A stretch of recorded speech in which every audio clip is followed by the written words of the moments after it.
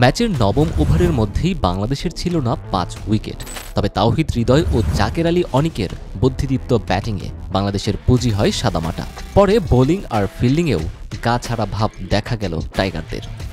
Match হারার পর পুরস্কার বিতরণী অনুষ্ঠানে এগিয়ে আসলেন শান্ত। হারার কারণ জানতে চাওয়ার প্রশ্ন ছুড়ে দেওয়া হলো। শান্ত মাথা নিচু করে বললেন, আমি মনে করি প্রথম পাওয়ার প্লেতে আমরা যেভাবে ব্যাট করেছি ৫ উইকেট পড়ে যায় আমাদের, সেখানেই আমরা ম্যাচ হেরে গিয়েছি।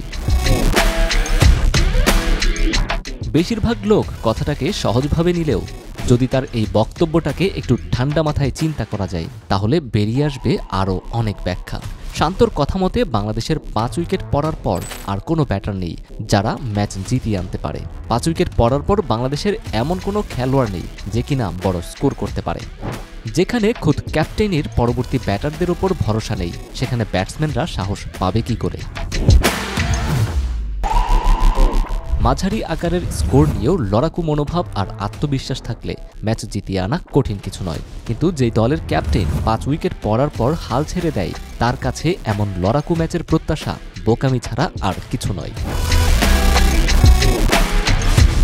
বাংলাদেশের ফিল্ডিং দেখেও সেটা মনে হয়েছে। ম্যাচ হারার আগেই তারা যেন হেরে বসে আছে। শুরুতেই ক্যাচ মিস আর রান আউটের সুযোগ যেভাবে হেলায় হারিয়েছে, সেখানেই প্রমাণিত জেতার স্বপ্ন ওদের নেই। তাই তো সহজ ম্যাচকে সহজভাবেই জিতে নিয়েছে ভারত। ক্যাপ্টেন আবার বলবে, পরের ম্যাচে আমরা ঘুরে দাঁড়াবো, জয় নিয়েই মাঠ ছাড়ব। আমরাও ঠিক আগের মতোই তার কথা মেনে নিয়ে ম্যাচ জেতার আশায় টিভি সেটের সামনে বসে যাব।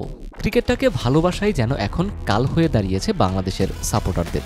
মুখে বলে আর খেলা দেখব না, কিন্তু পরের ম্যাচে ঠিকই মোবাইল স্ক্রিন কিংবা টিভির সামনে আরেক ম্যাচ হারার সাক্ষী হয়ে থাকে।